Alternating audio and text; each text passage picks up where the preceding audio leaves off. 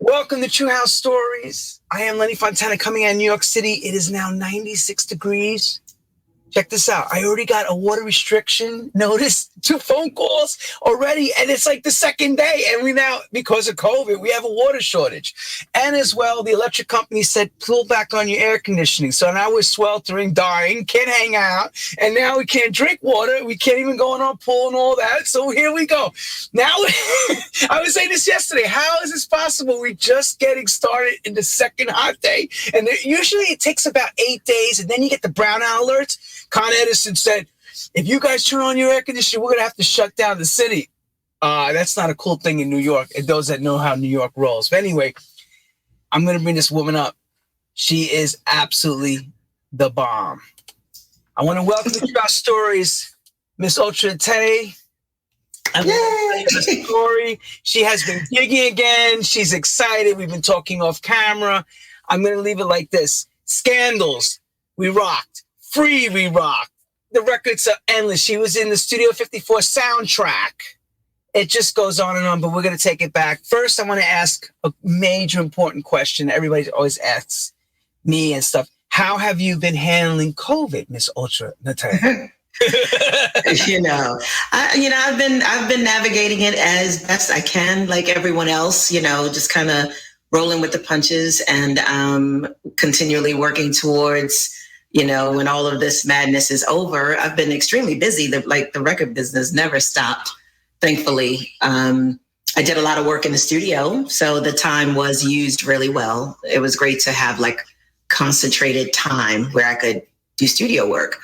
And then I just, the rest of the time I spent trying to navigate what was really going on in the streets with, the economic issues, racial injustice, social injustice, so many bigger things happening all at one time. It really just felt like, this perfect storm of madness going on between the election and political unrest and the economic disparity with people and all of the hate spinning around, just, so much vitriol everywhere. It was pretty wild. It was not something I want to revisit, but I was definitely taking it one day at a time. And, as always, kind of keeping my eyes towards the horizon. Well, I'll say this, in the middle of the whole COVID thing, and as things were getting really bad, the George Floyd situation didn't make it any better. If anything, it added more and more salt to the wounds that we were all dealing with. Oh yeah, it was just a 12-alarm blaze everywhere. Oh, God. I don't know if it's 12 alarm. Let's say 2,000 alarms. Probably more like 2,000.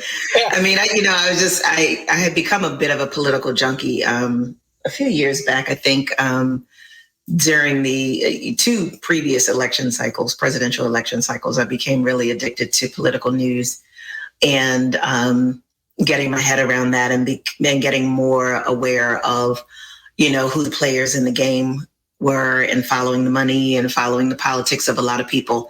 And, that just added so many extra layers to what was already way, way, way wrong with a lot of things that were going on in the US and have been going on for a minute. So, it really got to the point, adding something as detrimental as COVID and a whole pandemic where everyone in the world is going through this really crazy moment together. It just added a layer, you just felt really out of body all the time, that you were always struggling to just process this and process that. And as soon as you adjust to this, you get another curveball thrown at you. And it's just a constant barrage of stress and anxiety. And, as humans, we're not built really to sustain that constantly. We have the fight or flight response to things, when there's trouble and stress in the air. We're not meant to constantly be on 10 with nervousness and agita all the time. So after a year and a half like that, got really strained. And I think there's a lot of recovery that needs to happen. I always feel like I'm still dealing with PTSD from the whole thing. And, it's not just simply the virus is being addressed head on. And that's a big relief. but there's also the fallout of the emotional and mental and psychological strain that people had to sustain for a year and a half through the whole process. And we're not through it yet. That's the scary part. We're not really finished with this yet. No, not finished with it at all. Although, a lot more countries are moving towards, herd immunity and getting close to 70% of their population vaccinated. But, the virus is going to continue to move around as long as you give it some place to go. And that's something that we are going to have to reconcile ourselves with and continue to navigate through that. Is the African community, or should I say, because I'm going to speak from the Hispanic side, I've been seeing some have been pushing back, because I'm half Hispanic, those that know.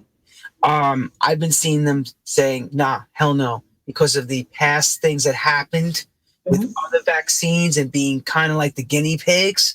Have you been hearing people say, hell no, I ain't taking that vaccine? Oh, of course. I mean, of course. There's many different sides to that story. And, people, it's a personal choice, especially at this point. The vaccines are readily available. So if you're not going to get vaccinated, that is a personal choice. You also open yourself up to the risk of whatever COVID might do to you should you come across that. And that's also a roll of the dice. Absolutely. So you can say, I don't know what's in this vaccine, but you also don't know what's in the food that you eat most of the time, because everything is genetically modified and filled with all kinds of chemicals. And half the time it's mystery meat anyway. So, there's a lot of variables that we could go with. People also don't understand that this technology that they're using with mRNA or whatever it's called, the messenger technology, that's the delivery system for the Moderna vaccine. That technology is new technology, but we're working with an actual virus that has been being worked on for 15 years or more. Coronaviruses are not an unknown thing. They mapped the genome for the virus way back when. And so when this version of it came to light, it's not like they were starting at zero. And I think a lot of people kind of miss that information, in that they're thinking, well, viruses usually take, anywhere from 5 to 15 years to come to market. And this happened really super fast. But the difference also from the financial side of things, because people are like, well, the money factor is that you've also never had a circumstance where the whole world is throwing money at the same effort to accomplish the same thing. Most of the vaccines that have gone to market take so long because the money flow isn't there. So that was never impeding the progress on this, as well as starting with a virus that was already known and having newer technology. You can't expect that the technology is going to be the same as what we did 50 years ago. I mean, you also didn't have a smartphone in your hand that had the power of a massive computer 50 years ago. You didn't even have that, to the same degree 20 years ago. So you can't expect to function in that same context anyway. So technology is going to move every industry forward and every process forward. And that's kind of what we're seeing the benefit of also. And of course, there's risks to everything. There are going to be people that are going to have adverse reaction. There are people who would die if they ate a peanut. So there's going to be someone that's going to have a reaction. But when you look at the ratio to how many millions of people are doing well with it, and it is preventing people from becoming deathly ill or dead, that's where the benefit is. And it's a personal choice. You have to weigh that, but you do run the risks also by being not vaccinated.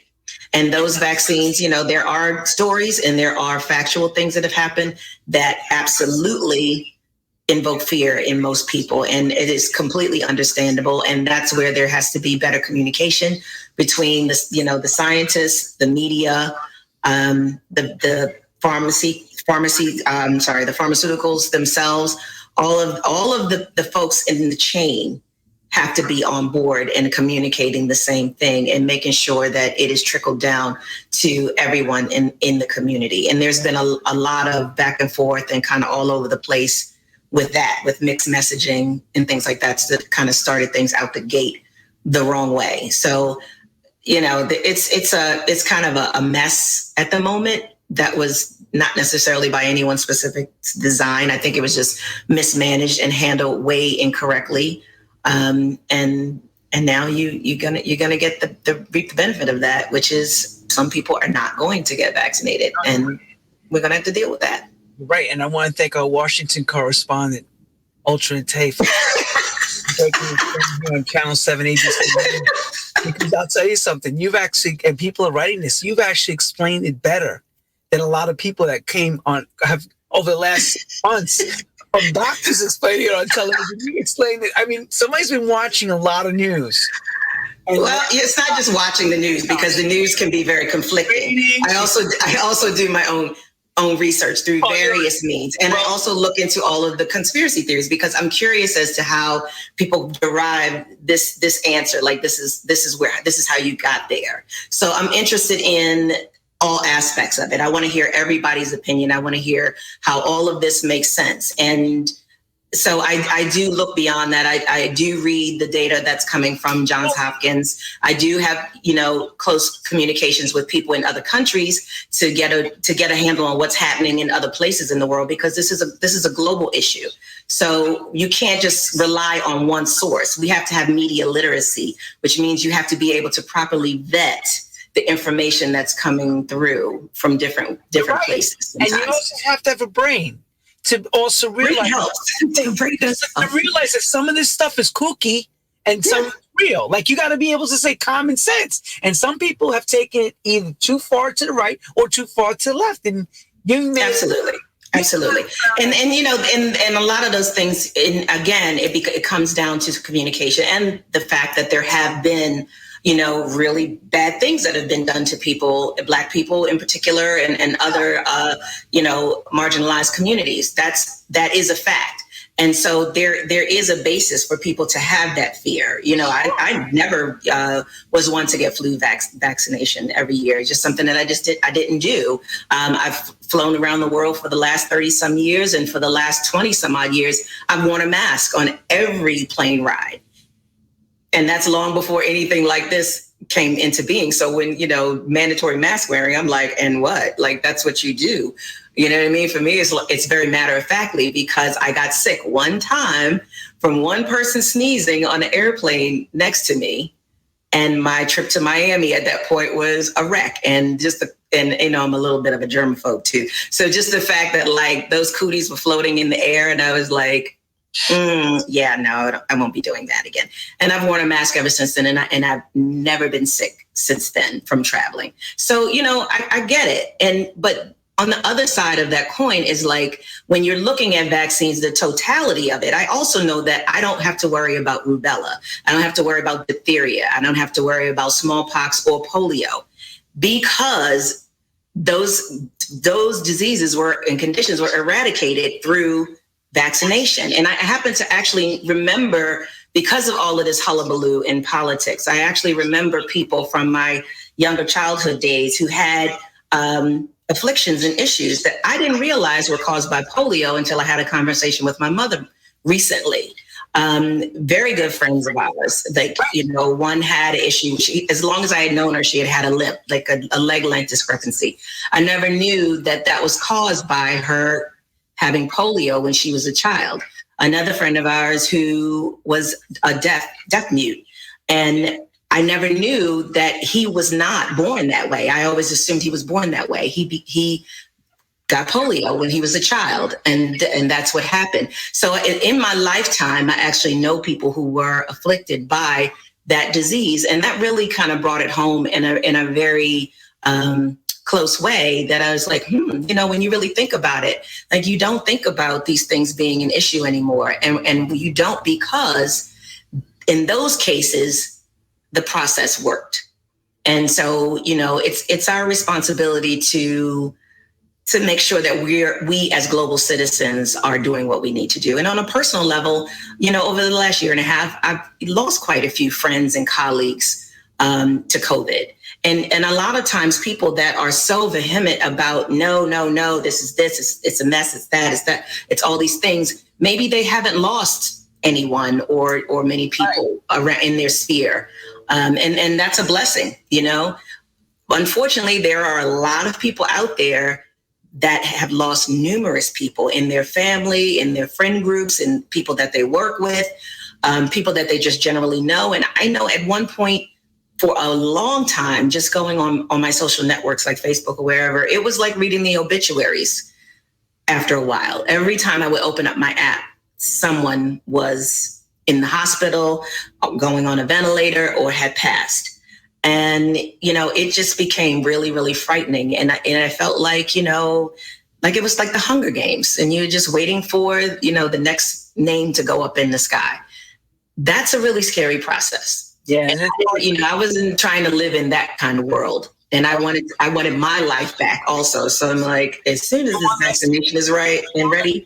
Wait, and you want us to be free? Because I heard your record played my last record in that whole experiment in, what was it? In England, is it? In England, yeah. And I think it was in Liverpool, actually. Liverpool, at that whole thing. And I said, she's coming on soon, so we're going to ask her about that, of course.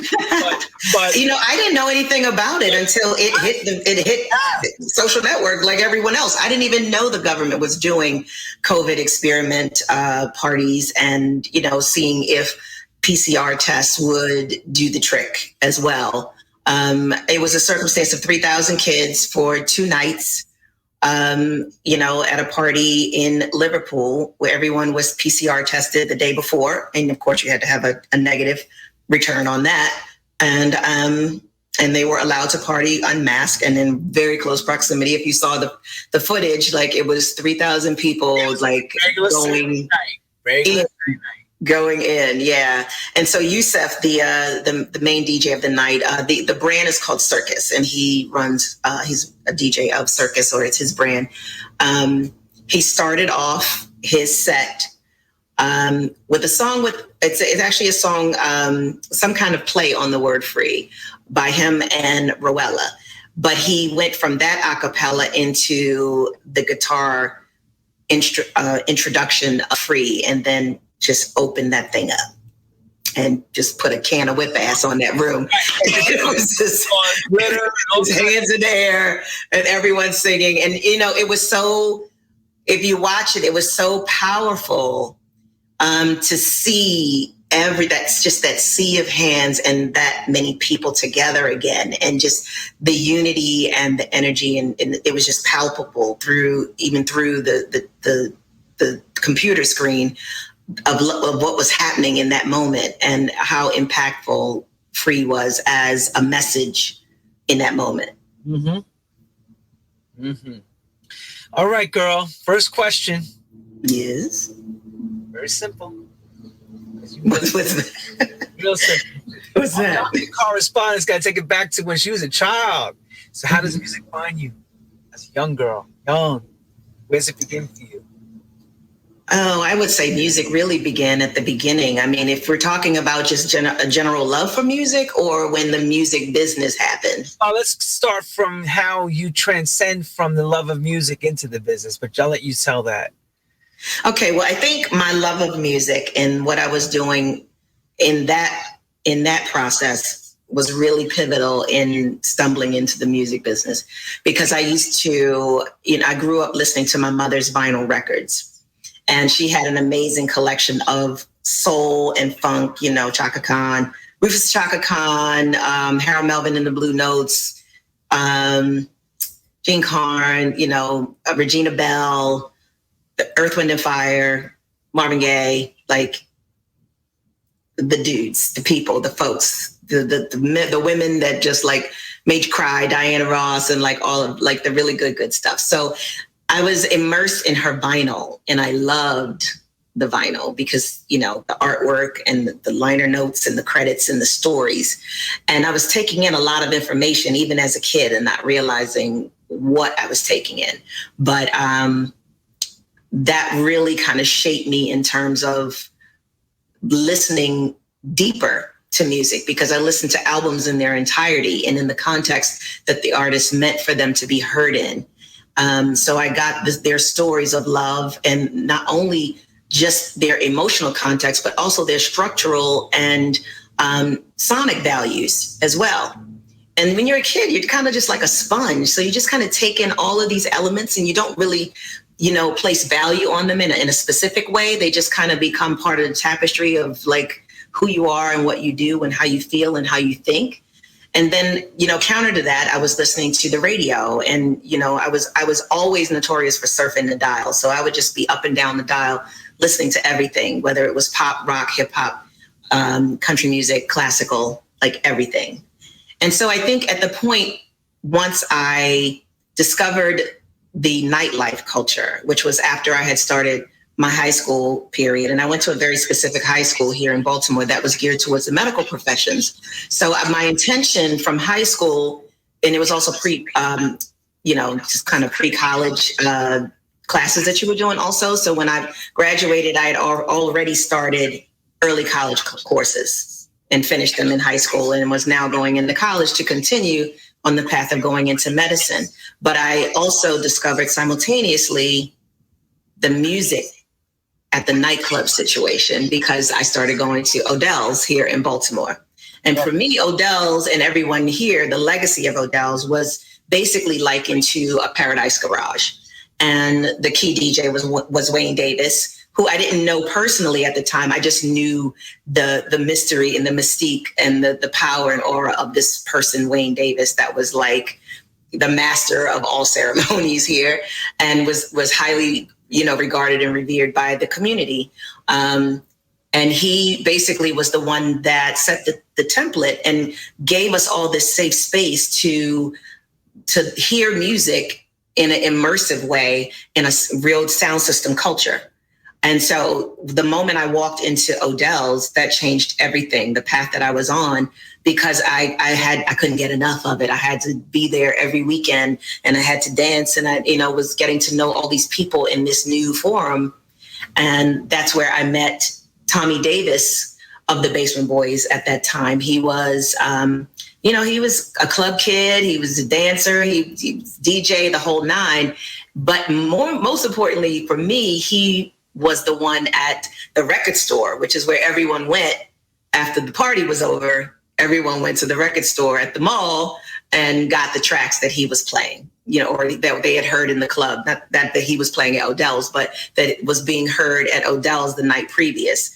And so Tommy kind of was like also a master of ceremonies in that way, in that he was feeding the community the actual records. And so everybody knew him. And I got to know him that way. He knew at the time that I sang a little bit in my church. I was, in the choirs kind of background thing. I wasn't like, the upfront screaming diva of church either. I was just very comfortable in my supporting role, because I felt like I could carry a note, definitely, but I wasn't a singer by the way that I defined it, because I had never really done that. So he just convinced me to come to the studio and just hang out, like just come anyway. He had, him and his friends had put together this production team. It was 3 of them. They were working on some productions. They had just put a record out that was Love Don't Live Here No More on Jump Street at the time. And Teddy was singing the leads on that. I didn't know all this at the time, but these are the things that I came to find out as I started to get to know them. Teddy didn't want to be a vocalist. He was way against that. And they wanted to work with other writers and singers. So they were broadening their camp. And they were also that's when Crystal came into the picture also. Crystal had been working with them before I even met them and doing songwriting, because she was coming into the camp as a songwriter. She wasn't intending on being an artist herself. And that's a whole other story over there. But, so this is what they were doing, was cherry picking these people in the community that they were coming across. When I went to audition for them, and I had never auditioned to sing before, but, I think at the time I just felt like I had nothing to lose, because I was going in medicine anyway. I was starting college, and I was going into medicine. And this was like the fun thing that I did on the weekend. And so, I just I had this creative spirit about it, but I had more so of a sense of adventure. And I wasn't really scared to fail at that time, which was either like, I was just like way whatever about it, or way just like, let's just do it and see what happens. Or I didn't care about my feelings getting hurt or whatever. I think because I didn't have an aspiration to be or do anything as an artist, I didn't take it personal. But when I went to audition for them, there were other people there that were actual singers, self-proclaimed. And so I was like, ooh, now this is a little intimidating. I thought it was just going to be, me by myself. It was like, this is a little weird. Because like, these are like the screaming divas of the church. You know what I mean? So I was like, okay, that kind of ups the ante, but we'll see. So each one of us had to go into the booth, and the booth was literally the bathroom, as we were literally in the basement, in Jay's basement. And they had made part of the basement into a studio. And so we went into the vocal booth, and each one of us, got an opportunity to do any a cappella that we wanted to do. And I did Angela Winbush's Angel. And I don't know how it was. I never heard anything, I never heard it back if they were recording. I don't know. But I ended up being the one that they continued to work with after that night. And so that kind of started the process. And after that, we would just hang out in the studio, listen to music tracks they were working on. And they built tracks like constantly. At that time, it was just basically like a 4-track that they were working with, and they would come up with, beats and ideas. And so one of those days, shortly after that first audition, they were like, okay, let's try to write a song.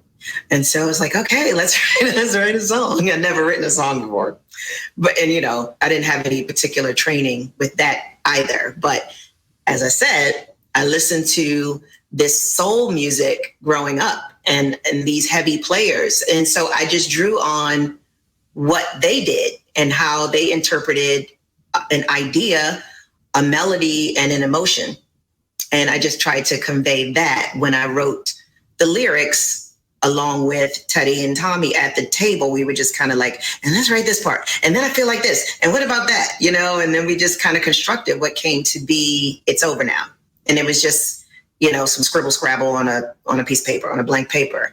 But then they were like, well, we can't walk away from the studio tonight without something to show for it. So, hang on a second. And they go in the closet and grab a track I'd never heard before. And they're like, we just put this track together, see if you can come up with something to this. And they put the track on, throw me in the booth. And I'm like, but wait, I've never even heard the music before. Like, let me go home and play with it and like see what I can come up with or something and come back tomorrow. But they were like, no, it's not that much pressure. Like, it's not that serious. Just go in the booth and see if you come up with anything. And we had never done this before. So it was like the first time we had ever tried that. So I literally went in the booth. Did you ever get nervous before? Because I just want to ask you that. Were you ever nervous to this, or did you just like playing it off like, whatever?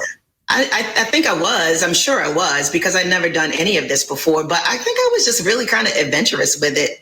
And I felt like I had nothing to lose. Like, when you're a kid, you haven't been smacked around too many times yet. So you're kind of adventurous and just kind of like free willy with it. You know what I'm saying? Like, that's just how I was. I hadn't been bumped or bruised by the business. So I didn't have to worry about, somebody saying, well, I don't like your voice, or I don't like the way you write, or I don't dig this song. Like, I hadn't been through that kind of thing before. So I really felt like I had nothing to lose. And so even though I'd never heard the music before that moment that I actually heard the first beat and had to like sing something in that moment, it was very freestyle, like off the top of my head.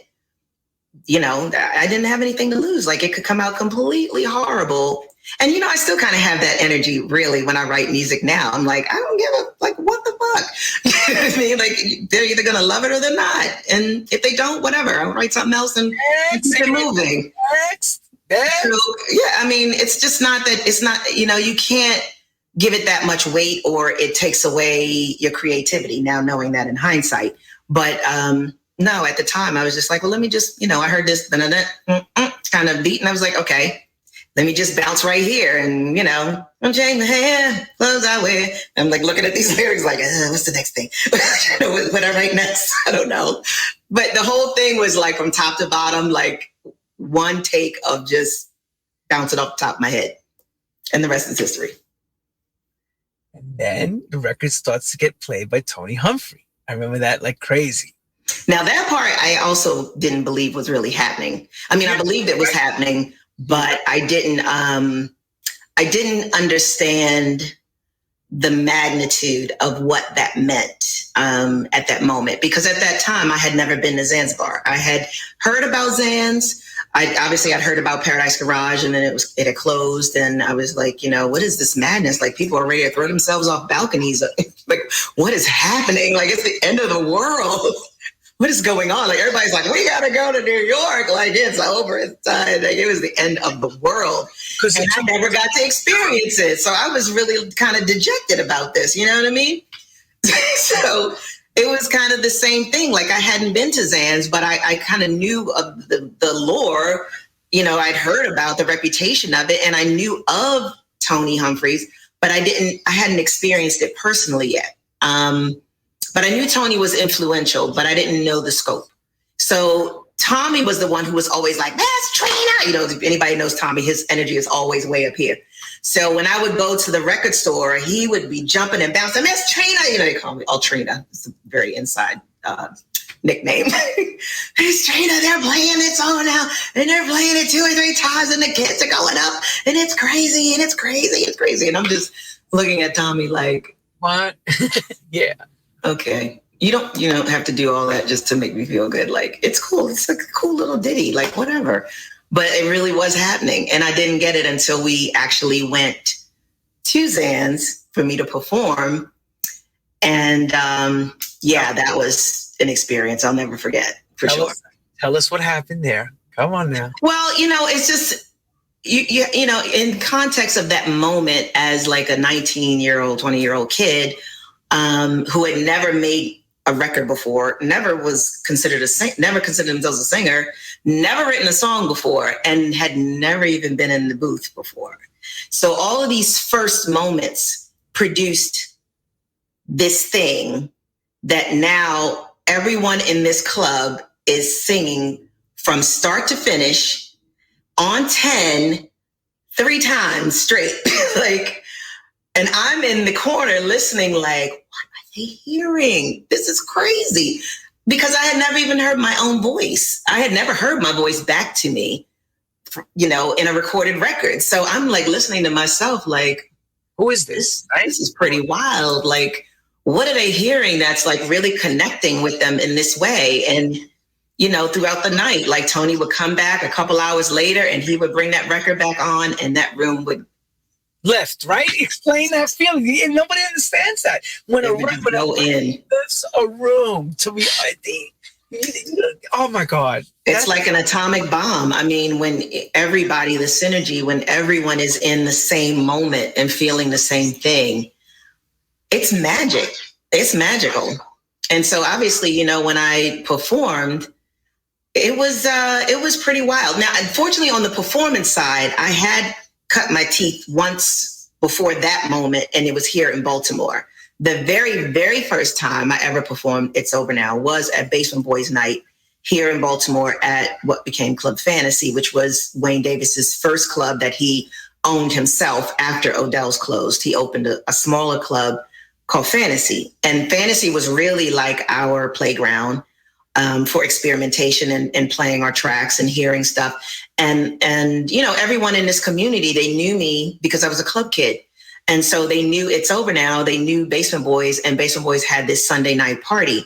So my friends, were the ones who kind of like got me together. My queens, my House of Revlon queens, they brought me all together and like did my hair and put me in this little tiny dress that I think Lyle made that night on the fly. And Neil, who was an amazing hairstylist from here, had did my hair and like, what was like the style of the moment, like that Allison Williams, like, hard hair thing going up or doing something crazy.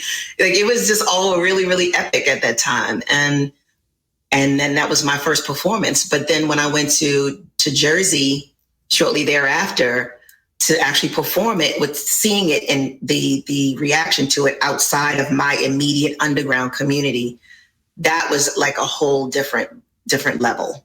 And meeting, the Warner Brothers people. The first time I met the folks from Warner that wanted to sign the record was at Zanzibar. They flew over from England to meet me at the Zans. That sounds like a great song, right? You know what I'm saying? So, yeah.